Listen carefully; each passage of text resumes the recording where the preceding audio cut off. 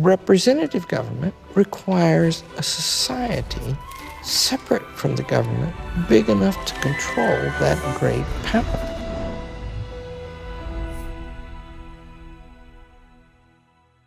So we said in the Declaration of Independence that the king was suspending the legislature and wouldn't let them elect another one, right? Elect another one. The representatives of the people are not meeting. You see, consent gives rise to representation. Now, why would that make for a control on the government? Because the government doesn't receive its legitimacy without the consent of the governed? Yeah, and it isn't even abstract, right?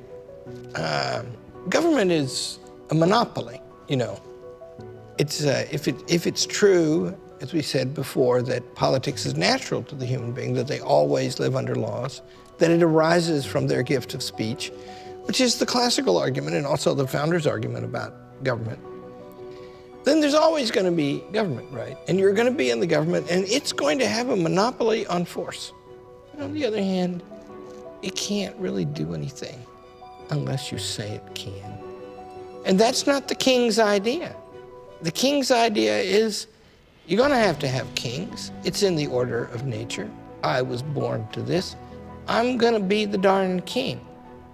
And you're going to be the people. And I'm supposed to take care of you, and you're supposed to do what I say. And that's not grounded in the consent of either one of us.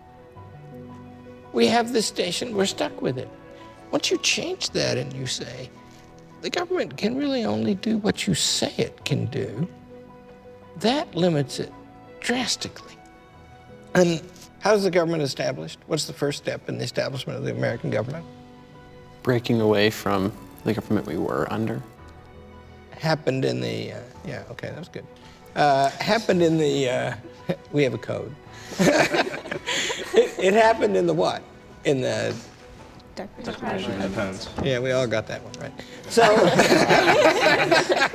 so we get the government, right? Now we've given consent. Is that enough? What else do we need? Constitution. Structure. Yeah. Wait, because we have to keep giving it, right? You have to give consent to form the government. But then after that, do you need more? Do you need to be saying okay on an ongoing basis? Because if you do, you're going to need a constitution. What was Hitler's constitution like?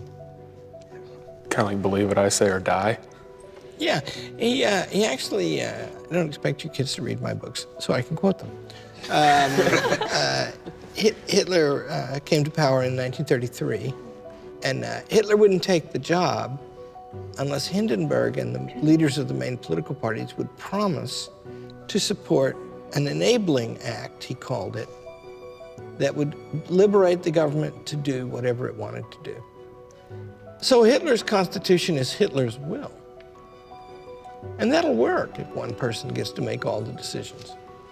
But if a lot of people are going to make the decision, you're going to have some form by which they can indicate authoritatively what they agree to. So if you're going to involve a lot of people in the government, you're going to have a constitution.